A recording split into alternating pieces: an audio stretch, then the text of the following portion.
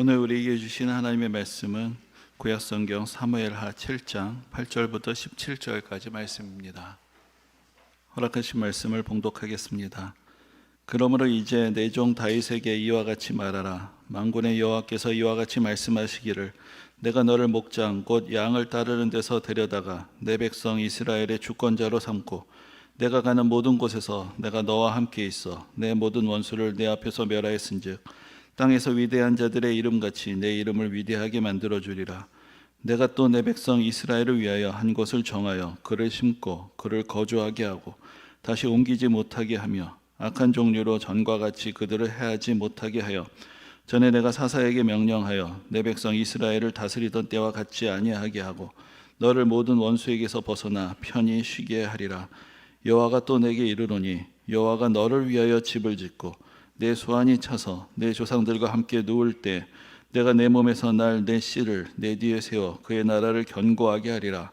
그는 내 이름을 위하여 집을 건축할 것이요 나는 그의 나라 왕위를 영원히 견고하게 하리라. 나는 그에게 아버지가 되고 그는 내게 아들이 되리니 그가 만일 죄를 범하면 내가 사람의 매와 인생의 채찍으로 징계하려니와 내가 내 앞에서 물러나게 한 사울에게서 내 은총을 빼앗은 것처럼 그에게서 빼앗지는 아니하리라. 내 집과 내 나라가 내 앞에서 영원히 보존되고 내 왕위가 영원히 견고하리라 하셨다 하라. 나단이 이 모든 말씀들과 이 모든 계시대로 다윗에게 말하니라. 아멘.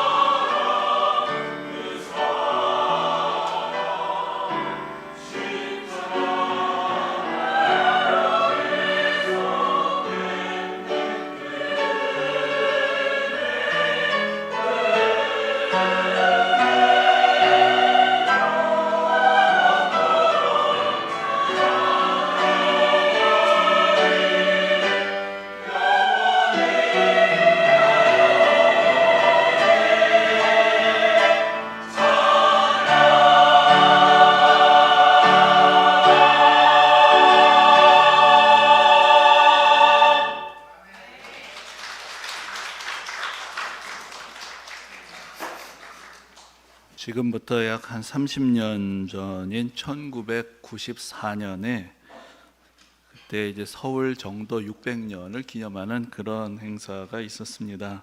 그 고려시대의 수도는 개성이었는데 이제 이성계가 조선을 건국하고 수도를 옮긴 것이죠.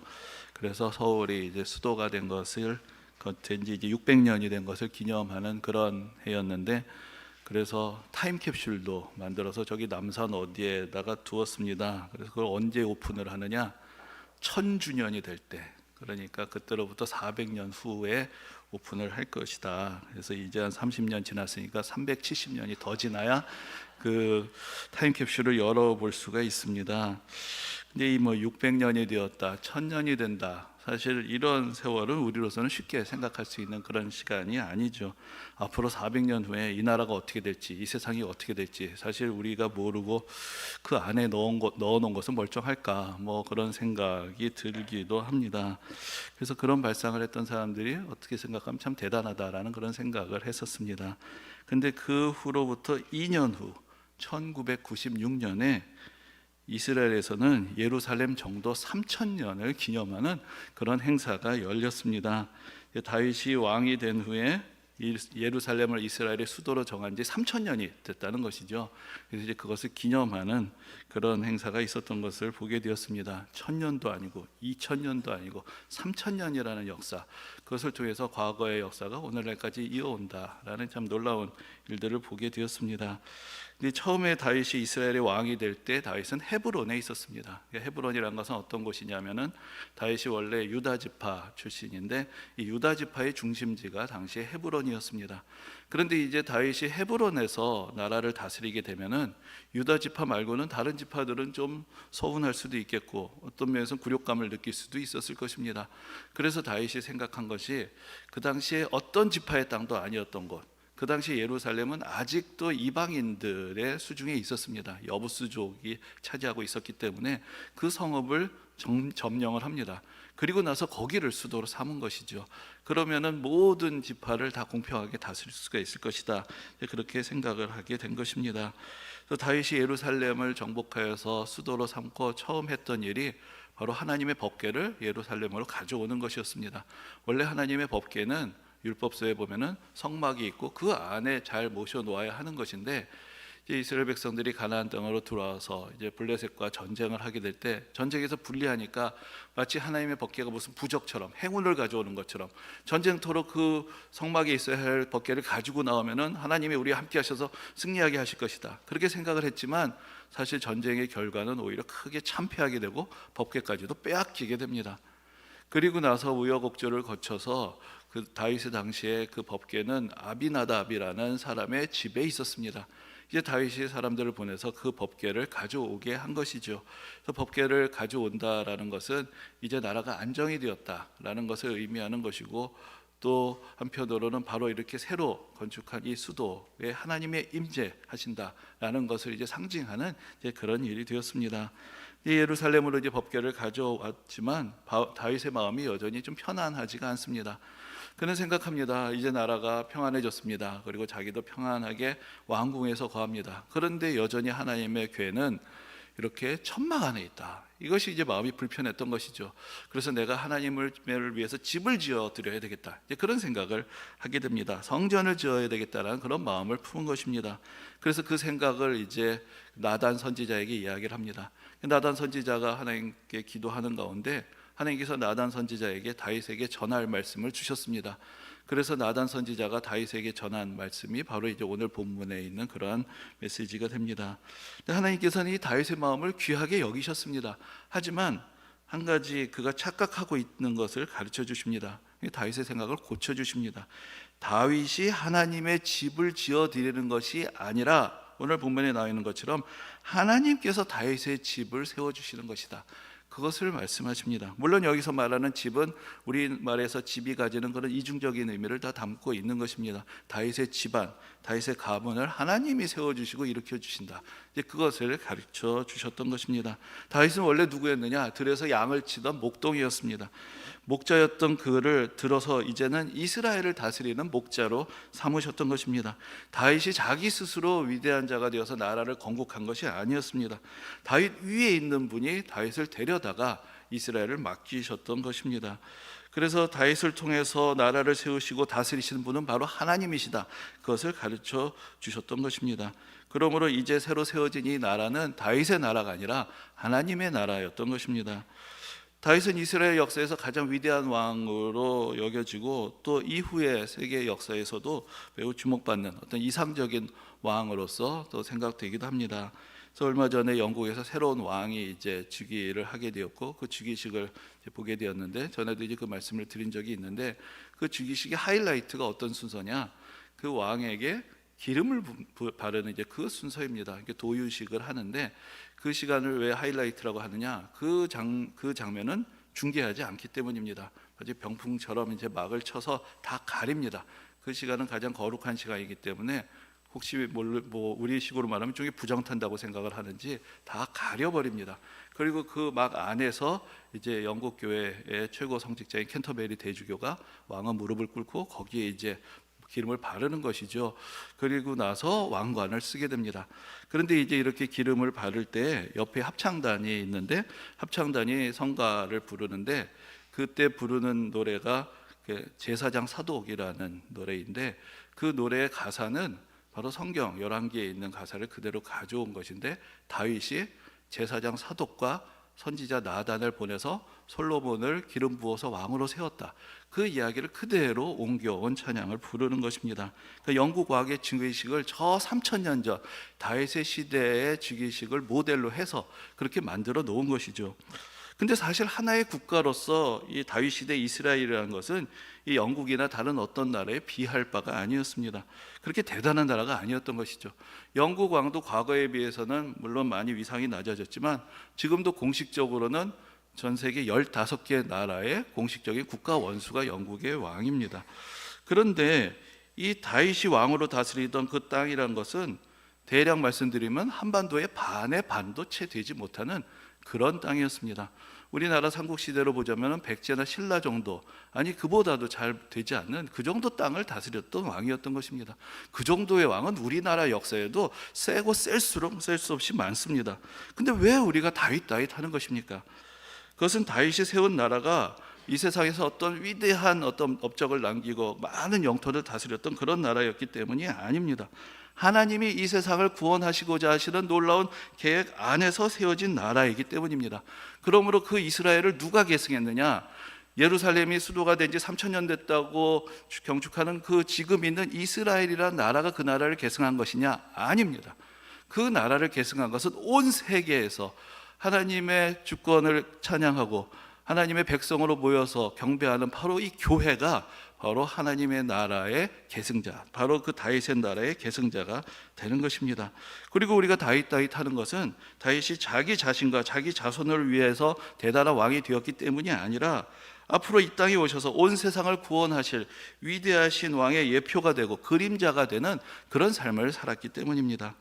우리가 지금 계속해서 구약 성경을 이렇게 읽고 정리하고 있습니다. 구약 성경을 읽다면 수많은 사람들이 등장을 하죠. 근데 적어도 우리가 구약 성경을 읽으시면서 네 사람의 이름을 기억을 하시면 좋겠다라고 생각을 합니다. 많으면 많을수록 좋겠지만 적어도 네 사람은 기억을 하자. 그 네 사람이 누굴까요? 먼저는 물론 오늘 다윗 했으니까 다윗도 들어가겠죠, 그렇죠? 근데 먼저는 물론 아담이 되겠죠. 최초의 인간 아담. 그 다음에는 아브라함, 그 다음에는 모세, 그 다음에는 다윗. 적어도 이 네 사람의 이름을 기억하고 그들의 삶을 이해를 할 때 우리가 성경 전체를 좀 더 정리해서 이해를 할 수가 있게 됩니다. 먼저 아담은 우리가 잘 아는 대로 하나님께서 지으신 최초의 인간이었습니다. 하나님께서 아담과 하와를 지으시고는 그들에게 복을 주시고 하나님의 은혜 안에서 행복하게 살 수 있는 길을 열어주셨습니다. 그런데 그들이 하나님의 명령을 거역하고 하나님께 등을 돌립니다. 그래서 이 세상에 죄에 물들게 되고 사망의 권세 아래 놓이게 되었습니다. 그래서 죄의 권세가 점점 사람들이 번성하는 것 같지만 그러나 오히려 죄의 권세가 더욱더 퍼져가는 그런 과정이 창세기 1장부터 11장까지 나옵니다. 그런데 이제 창세기 12장이 되었을 때 하나님께서 한 사람을 부르십니다. 그 사람의 이름이 아브라함이죠. 아브라함을 하나님께서 부르셨습니다. 그래서 아브라함을 부르셔서 그와 언약을 맺으시게 됩니다. 이제 이 세상을 구원하시려는 하나님의 구체적인 은혜의 역사가 이 아브라함으로부터 시작이 되기 때문에 우리가 아브라함을 믿음의 조상이라고 그렇게 부르는 것입니다. 이제 아까 다윗의 시대가 지금부터 3000년 전이었다 말씀을 드렸는데 아브라함은 그보다도 더 1000년 전에 살았던 사람이었습니다. 근데 하나님께서는 아브라함을 부르시고 그를 통해서 그의 자손들이 큰 민족을 이루게 하시고 그들에게 땅을 주시고 더 나아가서 그들을 통해서 온 세상 모든 민족이 복을 받게 하시겠다라는 그런 하나님의 구원의 계획을 밝혀주셨습니다. 그리고 하나님께서는 그 약속을 하나하나 이루어가기 시작하십니다. 그래서 아브라함의 시대로부터 또 500년이 지났을 때 그때가 누구일까요? 그때 이제 모세가 등장을 하는 것이죠. 그래서 아브라함의 자손들이 애굽에 내려가서 또 많은 고난을 겪게 되고 430년을 종노릇을 했지만 그러나 그런 과정 가운데서 그들이 번성하게 됩니다. 그래서 아브라함의 손자인 야곱의 12아들들이 내려갔는데 그 사람들이 이스라엘의 12지파를 이루는 큰 민족이 된 것이죠. 이제 그들을 모세를 통해서 애굽에서 건져내시고 시내산으로 데려오십니다. 그리고 거기서 이제 또 한 번의 언약을 맺으십니다. 여기서 이들이 이제 하나님의 백성이 되었다라는 것을 선포를 하시고 그 증표로 율법을 주셨습니다. 그리고 이들이 이제 하나님의 선하신 계획 안에서 제사장 백성이 된다라고 그렇게 말씀하십니다. 그게 무슨 의미냐? 제사장은 어떤 사람입니까? 자기 자신의 구원을 위해서 존재하는 사람이 아닙니다. 제사장은 다른 사람들의 죄 용서를 위해서, 다른 사람들의 축복을 위해서 존재하는 것이 바로 제사장인 것입니다. 그러면 하나님께서 이스라엘 백성들을 하나님의 백성으로 삼으셨다는 것은 그들만을 택하셨다는 것이 아니라 그들을 통해서 이 땅의 모든 민족들을 택하시고 축복하시겠다라는 그런 선하신 계획을 또한 말씀하신 것입니다. 그리고 이제 그 이후로 또 모세를 통해서 광야 생활을 거쳐서 또 가나안 땅에 이르게 되고 여호수아의 시대 그 땅을 정복을 하게 됩니다. 그래서 이제 모세의 시대로부터 또 500년이 지나게 되었을 때 이제 그때가 바로 다윗의 시대가 되는 것입니다. 그래서 하나님께서 다윗을 통해서 한 나라를 세우게 하십니다. 그리고 오늘 본문에서 우리는 이 언약의 흐름 속에서 또 다른 언약, 다윗의 언약이 세워지는 것을 보게 됩니다. 하나님께서는 다윗에게 그의 왕위가 영원히 견고하게 될 것이라고 약속하십니다. 아브라함에게 주셨던 약속, 민족을 세우시고 땅을 주시고 모든 민족에게 복을 주시겠다라는 그런 약속, 그리고 시내산을 통해서 이제 하나님의 백성을 이루시고 이 백성을 통해서 역사하시겠다는 그 약속, 그리고 나서 이것이 이제 다윗의 언약이 되었을 때 이제 하나님의 나라가 역사 속에서 구체적인 왕권을 통해서 이루어지게 되는 것을 하나님께서 또한 선포하신 것입니다. 근데 이스라엘이 민족 공동체를 넘어서 하나님의 나라가 되었다는 것은 단지 어떤 정치적인 통합을 의미하는 것이 아닙니다. 하나님께서 직접 다스리시는 백성들의 공동체가 이 세상 가운데서 뚜렷하게 그 존재를 드러나게 되는 순간이 되었던 것입니다. 하나님께서는 오늘 본문에서 다윗의 자손을 통해서 영원한 나라를 세우시겠다라고 그렇게 약속을 하십니다. 그런데 실제로 다윗의 자손들이 다스리는 이 나라는, 이 세상에 있는 하나의 정치적인 조직으로서의 이 나라는 사실은 다윗의 시대로부터 500년이 채 지나지 않아서 망하게 됩니다. 그리고 다시는 다윗의 자손들이 왕이 되지 못했습니다. 그러면 이것이 무엇을 의미하는 것이냐? 이제 이스라엘 나라가 망한 지 또 500년이 지나게 되었을 때 우리는 신약 시대를 맞이하게 되고 신약 성경의 첫 장 마태복음 1장 1절에서 다윗의 자손 예수 그리스도가 이 땅에 오신 것을 우리는 말씀 가운데서 보게 됩니다. 바로 이 아브라함과 모세와 다윗을 통해서 주신 모든 언약은 사실 예수 그리스도를 가리키고 있는 것입니다. 예수님은 다윗의 자손이라고 불리십니다. 그리고 다윗의 자손으로 이 땅에 오셔서 십자가에서 죽으시고 부활하심으로 아담 시대 이후로 모든 인류를 지배하던 그런 죄와 사망의 권세를 깨뜨리시고 승리하셨습니다. 이제 예수님께서 부활하시고 승천하시고 나서 제자들에게 사명을 주시고 땅끝까지 예수 그리스도를 통해서 이루어진 이 놀라운 복음을 전하라고 말씀을 하십니다. 그래서 베드로와 사도들이 성령의 충만함을 받아서 바로 예수 그리스도의 구원의 복음을 전할 때 대제사장들이 와서 엄하게 꾸짖습니다. 예수 그리스도의 복음을 전하지 말라고 합니다. 근데 그때 베드로가 이렇게 선언합니다. 너희가 나무에 달아 죽인 예수를 우리 조상의 하나님이 살리시고 그를 오른손으로 높이사 임금과 구주를 삼으셨느니라. 베드로는 예수님께서 우리의 임금, 우리의 왕, 우리의 구주시라고 선언을 했던 것입니다. 그리고 성경의 마지막 책인 요한계시록에서도 예수 그리스도가 바로 만왕의 왕이시다라고 선언하는 것을 보게 됩니다. 다윗의 시대에 시작한 그 하나님의 왕권은 예수 그리스도 안에서 성취된 것이다. 그것을 성경은 우리에게 가르쳐주고 있는 것입니다. 예수님께서는 지금도 만왕의 왕으로 보좌에 앉아 계시고 그의 통치는 끝이 없습니다. 다윗의 왕위는 예수 그리스도 안에서 영원히 견고하게 된 것입니다. 그래서 우리는 아브라함으로부터 시작되어 모세와 다윗을 통해 이어지고 예수 그리스도 통해서 완성된, 그리고 그의 사도들을 통해서 전파된 바로 그 하나님 나라의 백성이 되었습니다. 지난주에 우리가 부활절 오후에 임직식을 갖고 항존직으로 피택되신 분들 이렇게 임직하는 시간을 가졌습니다.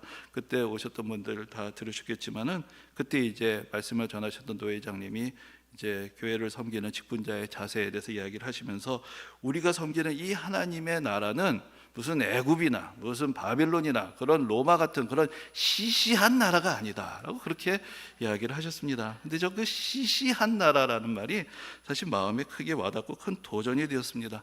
여러분, 이 세상에 대단해 보이는 많은 나라들이 있었습니다. 그런데 이 세상의 모든 나라는 다 인간의 야망, 인간의 욕망을 위해서 세워진 나라들입니다. 당시에는 대단해 보였지만 결국은 다 무너져 버렸습니다. 그러나 예수 그리스도의 은혜와 사랑의 나라는 지금도 왕성하고 앞으로도 영원하게 되는 것입니다. 로마 제국도 한때는 대단한 위세를 가진 나라였습니다. 그런데 로마 제국은 워낙 넓은 영토에 다양한 민족들을 다스리다 보니까 나라가 팽창이 될수록 점점 더 흔들리고 불안해집니다. 그래서 이제 로마에서 생각한 것이 어떻게 하면 이 나라를 통합을 할 것인가, 이 기독교를 주목을 합니다. 이 기독교를 믿는 사람들은 로마 제국 곳곳에 있고 모든 민족 가운데서 기독교를 믿는 사람들을 볼 수 있기 때문에 기독교를 통해서 이 나라를 어떻게 좀 통합해 볼 수 있겠다라고 생각을 한 것입니다. 그래서 기독교를 국교로 삼았지만 그래도 나라는 더 쇠약해집니다. 그리고 외적들의 침입을 막아내지를 못합니다. 그러니까 이제 어떤 사람들이 이런 얘기를 하는 것이죠. 로마가 조상들의 신을 버렸기 때문에 지금 벌을 받는 것이다, 이런 얘기를 하기 시작합니다. 그때 당시에 교회의 지도자면서 신학자였던 아우구스티누스가 그들의 주장에 반박을 하기 위해서 하나님의 도성 혹은 신국론이라고 불리는 엄청난 책을 씁니다. 제가 예전에 한번 읽어보려고 도전했다 고생을 하고 읽었던 책인데 별의별 얘기가 그 안에 다 들어있습니다. 근데 그 핵심은 이런 것입니다. 이 세상의 모든 나라는 다 인간의 욕망과 죄에 의해 건축된 나라다. 그러므로 그런 나라들은 멸망할 수밖에 없다. 로마 제국도 예외는 아니다. 로마의 역사를 보라. 로마의 건국이 어떻게 되었는가. 로마도 망할 수 있는 나라다. 그러나 하나님의 나라만이, 예수 그리스도의 나라만이 영원한 것이다. 오히려 그는 그렇게 담대하게 선포를 했습니다. 오늘날에는 이전과 같은 그런 제국의 시대는 지나갔다고 할 수 있을 것입니다. 그러나 또한 이제는 경제 전쟁의 시대가 되었습니다. 최근에 미국에서 이제 트럼프 행정부가 들어서면서 또 미국을 다시 위대하게 만든다라고 하면서 관세 정쟁, 무역 전쟁을 시작하는 것을 봅니다. 근데 그 나라 사람들은 어떻게 생각하는지 모르겠고 또 다른 분들은 어떻게 생각하실지 모르겠지만은 저는 그런 모습을 보면서 오히려 받게 되었던 인상이 미국이 더 위대하게 되는 것이 아니라 이 위대함이란 것이 뭔가, 오히려 미국도 별 수 없구나, 앞에서 말씀드렸던 표현대로면 미국도 시시한 나라가 되었구나 라는 그런 생각이 들었습니다. 여러분, 우리도 어렸을 때 젊은 분들은 잘 모르시겠지만은 국민교육 헌장을 외치면서 인류 공영에 이바지하자라고 그렇게 온 국민이 외치던 나라 아닙니까? 아니, 그 정도는 돼야 되는 것 아닙니까? 미국 정도 되는 나라는 인류 공영을 위해서 이바지하는 나라가 되자, 이런 걸 캐치프레이즈로 삼아도 될까 말까 하는데 미국만을 위대하게 하겠다라고 하니까 미국은 위대하게 되는지 뭔지 모르겠지만 그 위대함이란 것이 다른 나라, 다른 민족들에게 어떠한 생각을 갖게 하는가 생각해 보는 것입니다. 근데 사실 그것이 현실이죠. 이 세상의 나라는 딱 거기까지인 것입니다. 어느 나라나 그렇습니다. 아무리 거창한 이념과 가치를 내세워도 결국은 개인의 욕망 그리고 인간 집단의 이기주의를 실현하는 그런 조직에서 벗어나지 못하는 것입니다. 그러나 우리 그리스도인들은 어떤 특정한 지역이나 민족이나 혈통으로 귀속되는 그런 나라가 아니라 예수 그리스도를 믿는 믿음으로 모든 사람들에게 열려있는 그런 나라, 바로 그 하나님의 나라의 백성이 되었습니다. 온 세계에 있는 교회는 바로 이 하나님의 나라의 거점이고 우리는 그 나라의 시민들인 것입니다. 베드로는 우리에게 이렇게 말씀합니다. 너희는 택하신 족속이요 왕 같은 제사장들이요 거룩한 나라요 그의 소유된 백성이다 라고 그렇게 선언해 줍니다. 우리는 이 세상에서 살지만 이 세상에 속한 존재가 아니라 하나님 나라에 속한 백성으로서 부르심을 받은 것입니다. 우리가 부르심을 받은 하나님의 나라는 예수 그리스도부터 2000년, 다윗의 시대로부터 3000년, 아브라함으로부터 4000년을 이어온 나라이고 이후로도 영원히 번성할 나라가 되는 것입니다. 이 나라는 어떤 세상의 나라와도 다릅니다. 인간의 욕망을 위해서 어떤 집단적인 이기적인 목표를 이루기 위해서 세워진 나라가 아닙니다. 하나님의 나라는 정의와 공평과 사랑과 은혜의 나라입니다. 태초에 하나님께서 아담과 하와에게 주셨던 그 축복을 모든 아담의 자손들, 모든 인류에게 회복시키고 그들을 구원하며 하나님의 백성으로서 은혜와 사랑을 누리며 살아가게 하기 위하여 지금도 세계 곳곳에서 확장되어 가고 있는 나라인 것입니다. 하나님께서 아브라함과 모세와 다윗에게 주셨던 그 언약은 예수 그리스도 안에서 완성이 되었고 이제 우리에게까지 전파가 되었습니다. 하나님은 신실하십니다. 그분의 나라는 흔들리지 않습니다. 세상의 나라들은 다 무너지고 변화하지만 하나님의 나라만이 영원한 것입니다. 우리는 바로 이 나라의 백성입니다. 우리는 이 정체성과 자부심을 가지고 살아가야 합니다. 요즘 그 유행하는 말 중에 근자감이라는 그런 말이 있습니다. 뭐 다들 들어보셨겠지만 근거 없는 자부심이다. 이제 그런 말이 되는데 별로 대단할 것도 없는 사람이 큰 소리를 칠 때 그것을 좀 비꼬는 말인 것 같습니다. 근데 우리에게는 진정한 근자감, 근거 있는 자부심이 있어야 하지 않겠습니까? 세상의 나라를 섬기는 사람들도 자부심이 있습니다. 큰 기업의 일원이 되어도 자부심이 있습니다. 근데 온 세상을 다스리시는 만왕의 왕이신 예수 그리스도의 사랑의 나라의 백성이 되고 직분자가 되어서 그분을 섬기고 그 나라를 섬긴다는 것, 이것이 얼마나 대단하고 얼마나 영광스러운 일인가. 그래서 우리가 다시 한번 생각하고 우리 또한 자부심을 가져야 할 것입니다. 우리가 살아가는 모든 자리에서 우리의 모든 말과 행동 속에서 하나님의 나라가 드러나고 우리의 삶 전체가 하나님의 영광을 위해서 드려지고 우리를 통해서 하나님의 나라가 확장되는 그 축복을 우리 함께 누리게 되기를 소망합니다. 다윗의 나라를 넘어서 예수 그리스도 안에서 완성되니 하나님의 나라를 소망하며 이 땅에서 그 나라의 백성으로 살아가는 그런 축복된 성도님들이 되시기를 주님의 이름으로 축원합니다. 아멘.